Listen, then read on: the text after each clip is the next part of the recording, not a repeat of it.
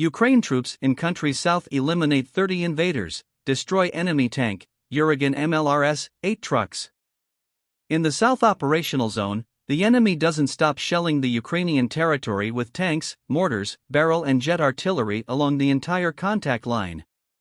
This was announced on Facebook by Operational Command South, Ukrinform reports. They are trying to rotate their troops and ensure proper ammo supplies. As part of the logistical support of their troops, 17 railcars carrying ammunition arrived at the Kalinchak station from the temporarily occupied Crimea.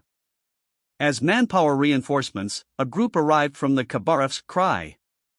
However, the occupiers are too demoralized and are looking for the possibility of sustaining minor injuries to leave the active unit and return to Russia, the statement reads.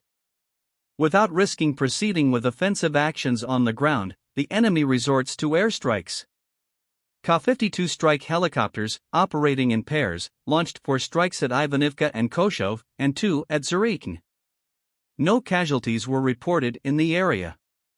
The invaders shelled Velika Kostromka with heavy artillery, continuing to destroy civilian infrastructure.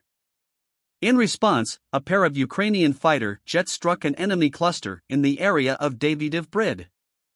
The planes were attacked by 2 air-to-air cruise missiles fired from an enemy Su-35. Continuing to attack the enemy's depots and bases, the armed forces of Ukraine launched a missile attack on the enemy base in the Daryivka area in Kherson region.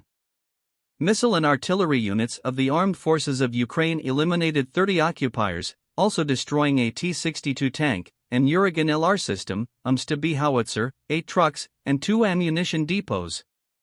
As Ukrinform reported earlier, the Ukrainian army repelled an enemy assault in Bilohorivka and forced the enemy to withdraw after an offensive toward the Vulhursk thermal power plant and an unsuccessful reconnaissance in force near the outskirts of Berestov.